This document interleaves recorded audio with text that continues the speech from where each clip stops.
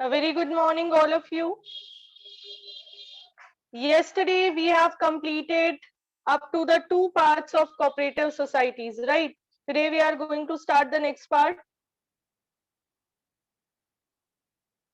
Before that, give me a few seconds. Let's just recall the three categories that we have discussed.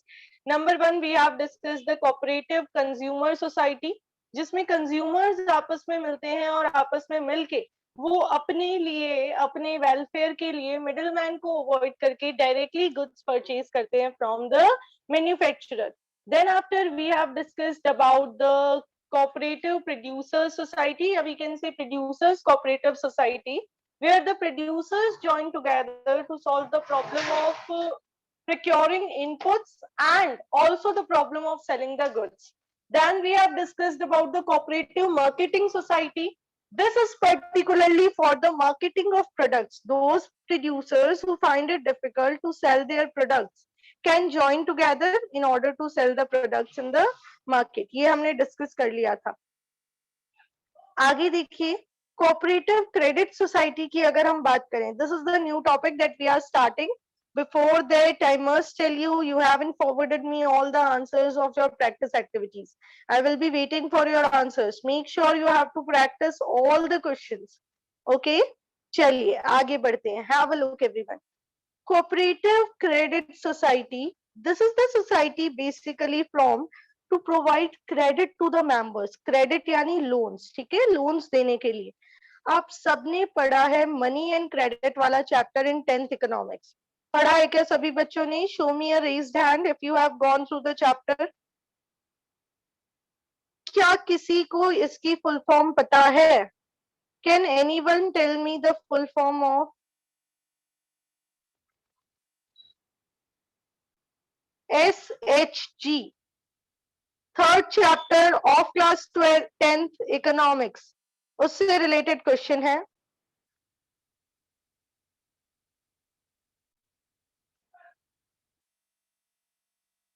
Okay, I can see many of the students are ready. It stands for self help group, right? Self help groups आपने पढ़ा था, लोगों ने frame किए थे ये groups. क्यों? क्योंकि वो चाहते थे कि ज्यादा इजी रेट्स पे लोगों को क्रेडिट अवेलेबल करवाया जा सके. तो यहाँ पे कोऑपरेटिव सोसाइटी वही है ये क्रेडिट वाली. देखिए व्हाट इज रिटन.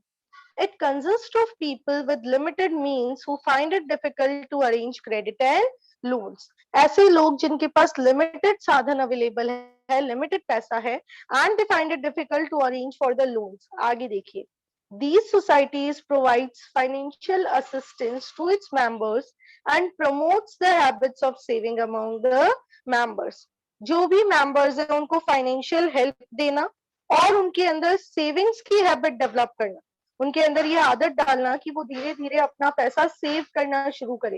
ये कोऑपरेटिव सोसाइटी क्रेडिट सोसाइटी का टास्क है. आगे देखिए. The funds of these societies consist of share capital contributed by the members and deposits made by members and outsiders. जो भी फंड्स इसमें आते हैं वो फंड्स कहाँ से आते हैं? सभी मेंबर्स कैपिटल के फॉर्म में कंट्रीब्यूट करते हैं वो पैसा, और कुछ आउटसाइडर्स और मेंबर्स उसमें डिपॉजिट भी करते हैं. जैसे बैंक में होता है ना, we can deposit the fund, in the same way यहाँ पे भी ये सिस्टम फॉलो किया जाता है. आगे देखिए जरा क्या लिखा हुआ है. The funds are used for giving loans to needy members on easy terms. हमारी कोऑपरेटिव क्रेडिट सोसाइटी के वो मेंबर्स जिनको नीड है लोन की और जो बैंक तक नहीं पहुंच पा रहे, उनको इजी टर्म्स पे लोन अवेलेबल करवाना इस ऑर्गेनाइजेशन का टास्क होता है. आगे. The credits the cooperative credit form by farmers is known as rural credit cooperatives. The credit cooperatives formed in urban areas are known as urban banks. Rural area में जो बनती है उनको तो रूरल क्रेडिट कोऑपरेटिव सोसाइटी कहते हैं, और urban area में जो बनती है उनको हम अर्बन बैंक भी कह सकते हैं. आगे देखिए. The main objectives of these cooperative credit organisations are, number 1, to protect the members from exploitation of money lenders. आपने पढ़ा है कि कैसे पुअर फार्मर्स अगर मनी लैंडर के पास लोन लेने जाते हैं तो उनको money landers high interest rate के साथ एक्सप्लॉइट करते हैं. उस एक्सप्लॉइटेशन को रोकना यहाँ पे एक ऑब्जेक्टिव है. नंबर 2, लोन्स अवेलेबल करवाना on easy terms and on low rate of interest, and number 3 लोगों के अंदर एक सेविंग की हैबिट डेवलप करना. These are the 3 main objectives of cooperative credit society. Right, आगे देखिए. कोऑपरेटिव फार्मिंग सोसाइटी की अगर मैं बात करूं तो ये फार्मर्स की सोसाइटी है. These these consist of small farmers who join together to avail the benefits of large scale mechanized farming. जिनकी छोटी छोटी फ्रेगमेंटेड लैंड है, उनको डिफिकल्टी लग रही है कि हम फार्मिंग नहीं कर पा रहे, हम मशीनें, मैकेनाइज्ड टूल्स या फिर ट्रैक्टर्स, थ्रेशर्स, ये सब अपनी फार्म लैंड पे यूज नहीं कर पा रहे. ऐसे में they can just combine with the neighbour farmers so as to use the mechanised means of farming. Right, have a look what is written over here. Such societies are particularly important in the case of countries such as India, where agriculture suffers from excessive subdivision and fragmentation of land. ये आप पढ़ के आए हैं SST में कि हमारा Indian agriculture जो है उसमें लैंड्स फ्रेगमेंटेड है, यानी छोटे छोटे पार्ट है, इधर उधर डिवाइडेड है. मेरे पास एक ही जगह सारी लैंड नहीं होगी, कुछ लैंड कहीं और कुछ कहीं. ऐसे में मैं उस पे मैकेनाइज्ड मींस यूज नहीं कर पाती. तो मैं क्या कर सकती हूँ, अपने आसपास के फार्मर्स के साथ एक कोऑपरेटिव फार्मिंग सोसाइटी बना सकती हूँ. आगे देखिए. The farming cooperative society is also known as agricultural cooperative. 1 mark question है ये, इंपॉर्टेंट. जो फार्मिंग कोऑपरेटिव सोसाइटी है उसका एक और नाम क्या है? Agricultural cooperative society. इसका क्या ऑब्जेक्टिव है? नंबर 1, फार्मर्स को मैकेनाइज्ड फार्मिंग के बेनिफिट्स दिलवाना. कैसे कर सकते हैं? Have a look. सपोज ये फार्मलैंड है, एक बड़ी विलेज की फार्मलैंड है.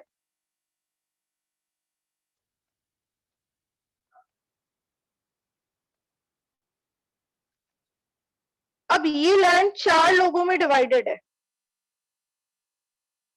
अब ये इस पूरे पे तो मैकेनाइज्ड फार्मिंग हो सकती है बहुत इजीली, लेकिन अगर हर फार्मर अपने अपने इंडिविजुअल लैंड पे करना चाहे तो उनके लिए थोड़ा डिफिकल्ट है. ऐसे में ये क्या कर सकते हैं, ये आपस में टाई अप कर सकते हैं और टाई अप करके कंबाइन होके कोऑपरेटिव फार्मिंग सेटअप कर सकते हैं. बट ये 4 जने नहीं होने चाहिए, इनको अपने फैमिली मेंबर्स को ऐड करके सोसाइटी 10 मेंबर्स की बनानी पड़ेगी, क्योंकि हमने पढ़ा है that minimum 10 members are needed to set up a cooperative society. Right, आगे देखिए. एक ऑब्जेक्टिव तो है फार्मर्स को मैकेनाइज्ड फार्मिंग के बेनिफिट्स दिलवाना. दूसरा, फार्मर्स को अच्छे सीड्स, फर्टिलाइजर्स, इरिगेशन और अदर मॉडर्न टेक्निक्स अवेलेबल करवाना. थर्ड, उनको सोशल और इकोनॉमिक सिक्योरिटी देना. किसको? पीजेंट्स को. Last one, cooperative housing society. ये सोसाइटी सेटअप की जाती है ताकि लोगों को रेजिडेंशियल अकोमोडेशन दे सके. एक सोसाइटी के जो मेंबर्स हैं उनको घर अवेलेबल करवाने के लिए ये सोसाइटी होती है. ये क्या कर सकते हैं? या तो ये एक बड़ा प्लॉट खरीद लेंगे, सब लोग पैसा इकट्ठा करके एक प्लॉट खरीद लेंगे और उस पर बिल्डिंग बना लेंगे. बिल्डिंग में क्या होंगे? बहुत सारे फ्लैट्स होंगे. अब सभी को वो फ्लैट्स जो है वो सेल आउट कर दिए जाएंगे इंस्टॉलमेंट्स और इजी टर्म्स पे. या फिर ये भी किया जा सकता है कि एक साथ पैसा इकट्ठा कर लिया जाए और मेंबर्स को वो पैसा दे दिया जाए कि आप इससे क्या कर लीजिए, लोन के फॉर्म में लेके अपने घर बना लीजिए. ऑप्शन नंबर फर्स्ट बहुत ज्यादा सुटेबल है. अगर सपोज 20 फैमिलीज ऐसी है जिनको लैंड नहीं मिल रही है, बहुत कॉस्टली मिलती है, तो वो क्या कर सकते हैं, किसी लेस डेवलप्ड एरिया में लैंड परचेज कर लेंगे. बहुत ही रीजनेबल रेट पे उनको लैंड मिल जाएगी और लैंड परचेज करने के बाद वो वहां पे एक बिल्डिंग कंस्ट्रक्ट करवा सकते हैं, सब अपने जॉइंट कंट्रीब्यूशन से. ठीक है, तो देखिए क्या लिखा हुआ है. These societies are formed to provide residential accommodation to their members. These societies purchase a big plot of land, constructs flats on that, and sell these flats to its members on installments and easy terms. Flats किसको दे दिए? members को, बहुत easy terms पे. आगे देखिए. Some housing cooperatives provides loans to their members for building houses. काफी cooperatives क्या करती है? लोन भी देती है members को घर बनाने के लिए. These societies are very popular in urban area, क्योंकि land की shortage तो urban area में ही ज्यादा है. Now the main objectives are number 1, providing residential accommodation to their members, लोगों को घर की सुविधा देना. Number 2, helping the members to purchase houses at lower cost, members की मदद करना कि वो लो कॉस्ट पे घर परचेज कर सके, हाउसेस परचेज कर सके। And number 3, providing civic amenities such as roads, parks, street lights, parking, etc. ये सारी basic amenities जो होती है वो सब अवेलेबल करवाना। तो यही हमने कंप्लीट कर लिया है कोऑपरेटिव सोसाइटी का पार्ट। अब देखिए आपके डिफरेंस है पार्टनरशिप फॉर्म और कोऑपरेटिव ऑर्गेनाइजेशन में। Number 1, quite simple, you all already know. Partnership form minimum 2 members are required. Maximum यहाँ ओल्ड रूल का दिया हुआ है, हम लिखेंगे as per companies act and permission of government 50 as well as 100। ठीक है, ये पुराने रूल के अकॉर्डिंग है। क्वेश्चन आता है तो आपको ये भी ध्यान रखना है, अगर बैंकिंग बिजनेस है तो 10, अदर कोई भी बिजनेस है तो 20। कोऑपरेटिव सोसाइटी में मिनिमम 10 चाहिए, मैक्सिमम की कोई लिमिट डिसाइडेड नहीं है। पार्टनरशिप में म्यूचुअल बेनिफिट्स नहीं होते, सिर्फ पार्टनर्स को मिलते हैं और कोई आउटसाइडर नहीं ले सकता। कोऑपरेटिव ऑर्गेनाइजेशन मेंबर्स को भी फायदा देती है और जनरल पब्लिक को भी देती है।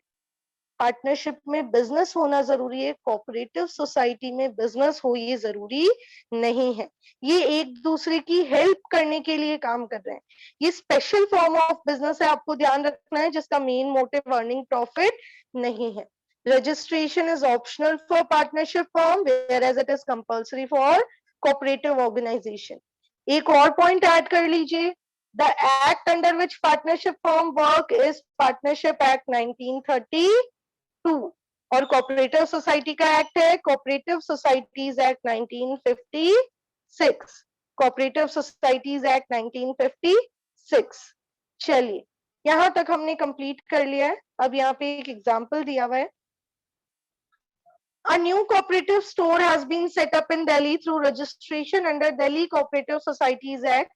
It was set to procure essential consumer commodities in bulk from various wholesalers and manufacturers and to supply the same at reasonable price to public and its member. New cooperative society बनी consumer goods के लिए, और क्या target था कि consumers को और members को रीजनेबल रेट्स पे गुड्स दिए जाएंगे। आपको बोल रहे हैं किस टाइप की कोऑपरेटिव सोसाइटी, क्वेश्चन में ही आंसर छुपा हुआ है कि ये कंज्यूमर कोऑपरेटिव सोसाइटी है। फीचर्स तो जो आपने पैराग्राफ पढ़ा है उसमें से 3 पॉइंट्स बना दीजिए, जैसे these are the societies frame to help the consumers, they eliminate the middleman to provide the goods at reasonable price and the profit is distributed among the members in the form of purchases made by them, in the proportion of purchases made by them. I hope it is clear to all of you. चलिए अब हम क्या करेंगे, बस chapter को यहीं तक discuss कर रहे हैं। इसके बाद चैप्टर का पार्ट 2 स्टार्ट हो जाएगा। ये पार्ट 1 है जो हमने कंप्लीट कर लिया है, इसका पूरा पीडीएफ आपके पास अवेलेबल है। आपके पास सैटरडे और संडे इवनिंग तक का टाइम है। संडे इवनिंग तक I need your notes of this chapter. आप इसके नोट्स को कंप्लीट करें। सारी चीजें नहीं लिखनी है, जो शॉर्ट फॉर्म में नोट्स आप बना सकते हैं। Meaning her form of business का आना चाहिए। फीचर्स, मेरिट्स, डीमेरिट्स आप सिर्फ हेडिंग्स लिख सकते हैं, कोई डिफरेंट पॉइंट हो तो एक्सप्लेन करेंगे। पार्टनरशिप डीड क्या है उसको एक्सप्लेन करना ही पड़ेगा। Consequences of non registration definitely explain करना पड़ेगा। मैं आपको बता देती हूँ, अगर किसी ने अभी तक नहीं बनाए हैं नोट्स तो मैं आपको एक्सप्लेनेशन दे देती हूँ। 3 फॉर्म ऑफ एंटरप्राइजेस, आपको तीनों की डेफिनेशंस लिखनी है। प्राइवेट सेक्टर आप ऐसे भी लिख सकते हैं, ओन, कंट्रोल्ड एंड मैनेज्ड, फिर सुंदर सा एरो बना के लिख दीजिए बाय प्राइवेट सेक्टर, और फिर नीचे एरो बना के लिख दीजिए मेन गोल अर्निंग प्रॉफिट। पिछली बार युगांश ने जो नोट्स बनाए थे मैंने आप सबको क्लास में दिखाए थे, काफी अट्रैक्टिव नोट्स थे। क्लास में बहुत सारे बच्चे हैं जो बहुत अच्छे से डेली नोट्स बना के फॉरवर्ड करते हैं। फिर वही प्राइवेट और जॉइंट, फिर इसका एक चार्ट बना लीजिए। Forms of business enterprises, private sector enterprises, sole proprietorship, ये 5 नेम्स लिख लीजिए। फिर नंबर 1 डालिए सोल प्रोप्राइटरशिप, ये लिख लो, 1 ओनर। ठीक है, या फिर आप ऐसे भी कर सकते हो कि मैंने लिखा सोल प्रोप्राइटरशिप, अच्छा सा एक प्रोप्राइटर बनाया और नीचे लिख दिया 1 मैन आर्मी। 1 मैन आर्मी है तो आपको ये लिखते ही समझ आ जाएगा कि सारा कंट्रोल, ओनरशिप, मैनेजमेंट किसके पास है, एक ही पर्सन के पास है। फिर आप इसके फीचर्स के कुछ पॉइंट्स एक्सप्लेन कर दीजिए, जैसे अनलिमिटेड लायबिलिटी नाम से समझ में नहीं आता है, आप अनलिमिटेड लायबिलिटी को एक्सप्लेन कर दीजिए, that in case of loss the personal property can also be claim. और बाकी के सिर्फ हेडिंग्स, जो आपको लग रहा है हेडिंग से हो जाएगा उसका हेडिंग्स का फ्लो चार्ट। फिर merits demerits you can go with headings only, आप सिर्फ फ्लो चार्ट्स बनाइए। उसके बाद में part joint Hindu family business, तो इसमें आपको मीनिंग भी लिखना कंपल्सरी है। उसके बाद में आपको ये दो कंडीशंस भी लिखनी पड़ेगी, एक्ट का नाम भी लिखना पड़ेगा, और फिर एक चार्ट बना दीजिए। हेड ऑफ द फैमिली उसको कहेंगे कर्ता, और अदर मेंबर्स ऑफ फैमिली उनको कहेंगे को पार्टनर्स। फिर लिख दीजिए कर्ता हैविंग अनलिमिटेड लायबिलिटी, को पार्टनर्स हैविंग लिमिटेड लायबिलिटी, और फिर फीचर्स के हेडिंग्स लिख दीजिए। बस इतना ही तो काम करना है आपको। उसके बाद में पार्टनरशिप मीनिंग आना कंपल्सरी है, मीनिंग के बाद इसके फीचर्स भी आएंगे, क्योंकि फीचर्स में सब डिफरेंट। फॉर्मेशन आपको इतना सा बताना है, registration is not compulsory, it gets forms when the partnership enter into an agreement. फिर आपको लाइबिलिटी भी बतानी पड़ेगी अनलिमिटेड। फिर अनलिमिटेड क्या है ये आपने सोल ट्रेड में एक्सप्लेन कर दिया, तो कॉपी में दोबारा एक्सप्लेन नहीं करना। रिस्क बियरिंग आप सिर्फ एरो करके लिख सकते हैं, risk is shared by every partner. Decision making all the partners are allowed to take part in decisions, ऐसे करके नोट्स बनाएंगे आप। म्यूचुअल एजेंसी रिलेशनशिप पूरा एक्सप्लेन करेंगे।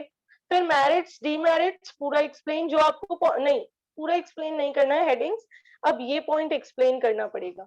लैक ऑफ पब्लिक कॉन्फिडेंस, क्यों नहीं है लोगों को भरोसा? Because they do not publish their accounts. Types of partnership you need to explain, आप जैसे ही शॉर्ट में अपनी लैंग्वेज में कर सकते हैं वैसे कीजिए।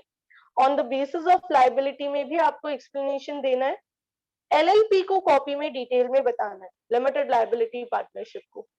आगे आ जाइए, types of partner again you have to explain. आप चाहें तो ये चार्ट बना लो, ये it is enough. Types of partners में आप अगर ये भी बना लेंगे तो आपका सारा नोट्स इसमें कवर हो जाएगा। बस नीचे माइनर पार्टनर को जरूर ऐड कर दीजिएगा, ठीक है। फॉर्मेशन ऑफ पार्टनरशिप, इसमें आपको सबसे पहले ये डीड के बारे में बताना है। डीड के कुछ 6 कंटेंट्स के नाम बताने हैं। and then after you also have to write, ये तो कंपल्सरी है, ये आप सबके नोट्स में होना चाहिए। Registration of partnership is optional, then also partners prefer to get the firm registered because a non-registered firm faces the given consequences, ये आप बताएंगे। रजिस्ट्रेशन प्रोसीजर नोटबुक में लिखना जरूरी नहीं है, सीधे आ जाएंगे कोऑपरेटिव सोसाइटीज पे। मीनिंग लिखेंगे, फीचर्स में जो पॉइंट एक्सप्लेन करना, जैसे one vote equal voting right explain करना पड़ेगा, ठीक है। फिर मैरिट्स डीमेरिट्स आपको मैंने समझा दिया है, सभी टाइप्स को आपको समझाना है। आप चाहें तो एक एक लाइन में उसका मीनिंग लिख के उसके बस ऑब्जेक्टिव्स लिख लीजिए, इनफ रहेगा आपके लिए। Is it clear to everyone? अभी देखिए, जो प्रैक्टिस एक्टिविटी आपको फॉरवर्ड की गई है उसके आंसर्स हम डिस्कस कर लेते हैं। टिल येट इस चैप्टर के 2 बार हमने 1 मार्क क्वेश्चंस ले लिए हैं। अभी हम उन सारे 10 + 10 21 मार्क क्वेश्चंस को डिस्कस कर रहे हैं। ये मैंने आपको 18th को सेंड किया था, इसके आंसर्स देखते हैं। Dash refers to a business enterprise that is owned, controlled and managed by private sector with the main motive of, बताइए कौन सी एंटरप्राइज होती है जिसकी ownership, management and control private sector के पास है? Yes Janvi, I will be unmuting you.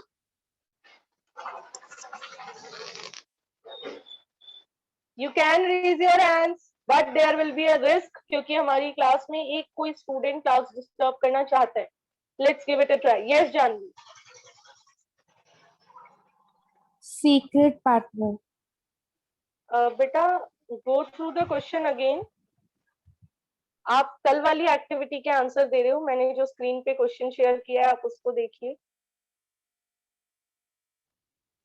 Dash refers to the business enterprise that is owned, controlled and managed by private sector with the main motive of dash. इसका answer कौन बता रहा है? Raise your hands.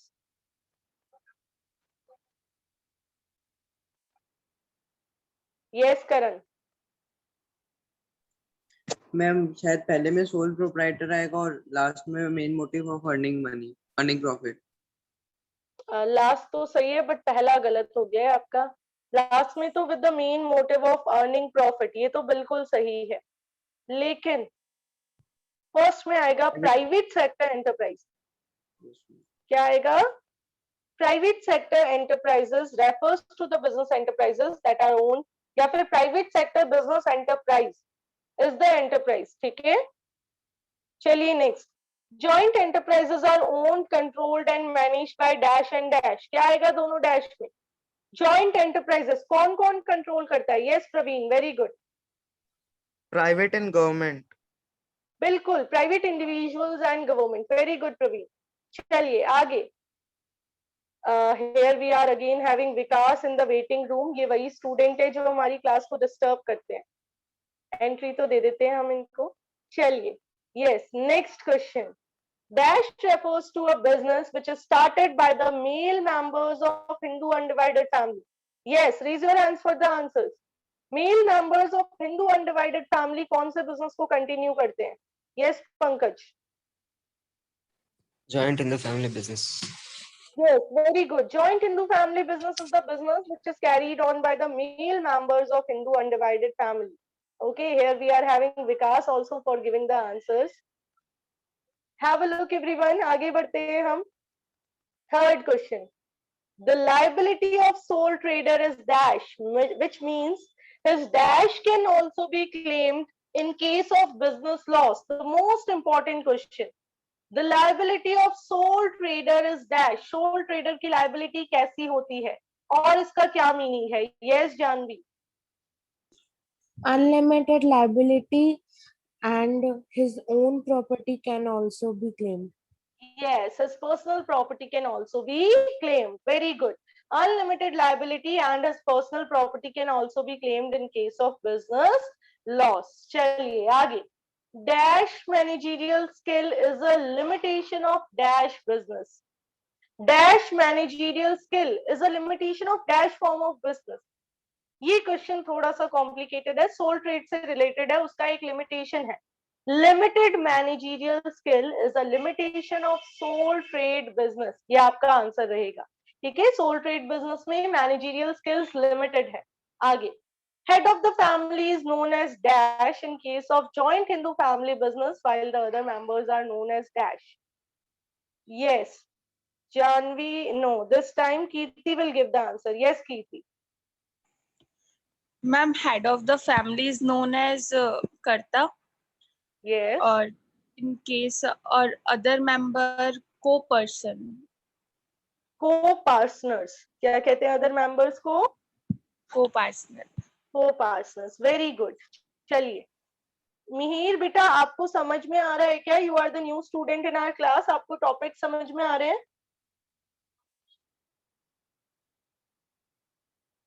Mihir Yadav. Ma'am, your voice is not clear. My voice is not clear. बेटा, I am asking you कि आपको topic समझ में आ रहे हैं? जो हम पढ़ रहे हैं वो आपको समझ में आ रहा है? Okay, that's great. चलिए आगे देखिए। Next question. Dash relationship in case of partnership states that acts done by one partner are binding on all other partners. Partnership में कौन सा रिलेशनशिप है जो ये बताता है कि एक ने जो काम किया वो बाकी सबके ऊपर बाइंडिंग है? It is mutual agency relationship. कौन सा रिलेशनशिप है? म्यूचुअल एजेंसी रिलेशनशिप, जो ये बताता है कि एक पार्टनर जो भी करेगा वो बाकी सबको फॉलो करना पड़ेगा। नेक्स्ट देखिए। The partnership business is governed by dash. The document containing the terms and conditions of partnership agreement is known as dash. Who will give the answers? Partnership business को कौन govern करता है? It is the Partnership Act 1932 which governs this form of business, right? और कौन सा document है जिसमें terms और कंडीशंस आते हैं? It is known as partnership deed. Deed के अंदर ये आते हैं। आगे बढ़ते हैं। Dash and dash are the conditions required for starting a joint Hindu family business. Yes, Karan.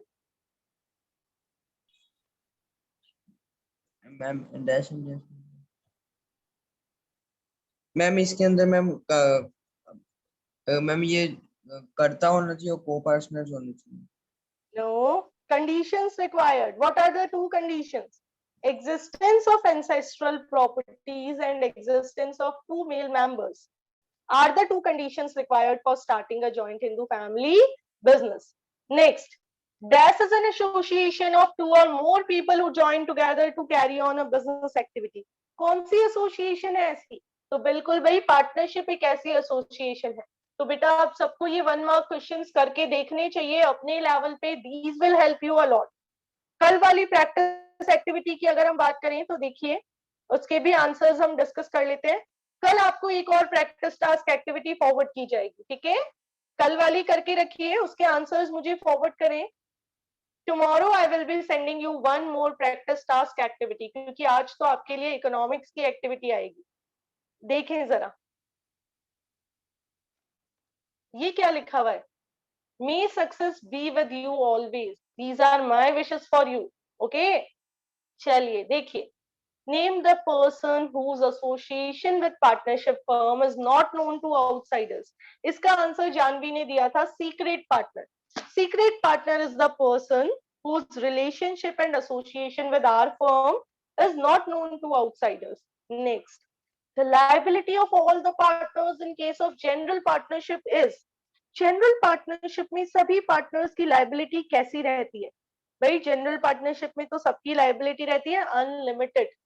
आगे, which form of business organization is having an objective of mutual help.